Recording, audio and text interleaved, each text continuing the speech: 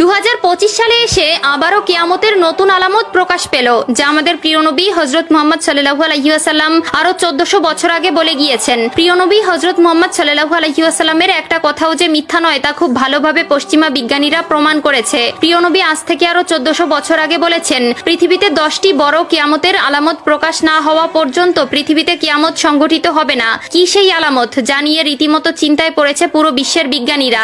আপনি যদি একজন মুসলিম হয়ে থাকেন তবে ভুলেও ভিডিওটি এড়িয়ে যাবেন না, কারণ আমরা আজকে আপনাদের জানাতে চলেছি প্রকাশিত হওয়া সেই কিয়ামতের আলামত সম্পর্কে। আর আপনি যদি আমাদের প্রিয় নবী হযরত মুহাম্মদ সাল্লাল্লাহু আলাইহি ওয়াসাল্লামকে ভালোবেসে থাকেন তবে অবশ্যই কমেন্ট বক্সে আলহামদুলিল্লাহ কমেন্ট করবেন আর ভিডিওটি শেয়ার করে দিতে ভুলবেন না, কারণ আপনার একটি শেয়ারে আরো অনেক মুসলিম ভাই ও বোনেরা কিয়ামতের এই আলামত সম্পর্কে জানার সুযোগ পাবে। তো চলুন বেশি কথা না বলে শুরু করা যাক আজকের এই ভিডিও। হাদিসে বর্ণিত আছে, কিয়ামত সংঘটিত হওয়ার পূর্বে পুরো পৃথিবী থেকে পবিত্র আল কোরআন উঠিয়ে নেওয়া হবে। প্রিয় দর্শক, কিয়ামতের নিকটবর্তীতার প্রমাণ স্বরূপ কিছু আলামত প্রকাশ পাবে। এর মধ্যে কিছু হবে বড় আলামত, আবার কিছু হবে ছোট ছোট আলামত। ইতিমধ্যে পুরো বিশ্বে অসংখ্য কিয়ামতের ছোট আলামত প্রকাশিত হয়েছে। যেমন হাদিসে বর্ণিত আছে, আরবের বেদুইনরা অর্ধ উলঙ্গ অবস্থায় থাকবে, তবে তারা বড় বড় দালান কোঠা নির্মাণের প্রতিযোগিতায় নেমে পড়বে, এমনকি তাদের পায়ে জুতাও থাকবে না। বর্তমানে 2025 সালে কিয়ামতের নতুন যে আলামত প্রকাশ পেয়েছে তা হলো কিয়ামতের আগে পবিত্র আল কোরআন থেকে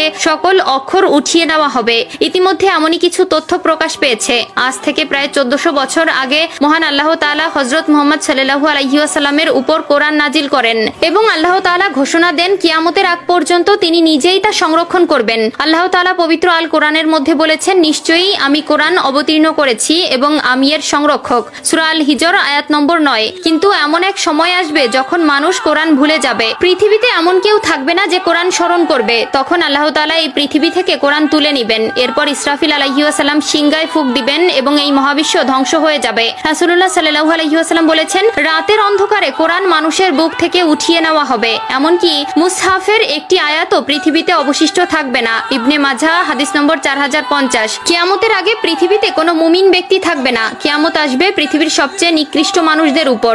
আনাস ইবনে মালিক রাদিয়াল্লাহু তাআলা আনহু থেকে বর্ণিত, রাসূলুল্লাহ সাল্লাল্লাহু আলাইহি ওয়াসাল্লাম বলেছেন, কিয়ামত ততক্ষণ শুরু হবে না যতক্ষণ না এই পৃথিবীতে এমন কেউ অবশিষ্ট থাকবে না যে বলবে আল্লাহ আল্লাহ। সহিহ মুসলিম।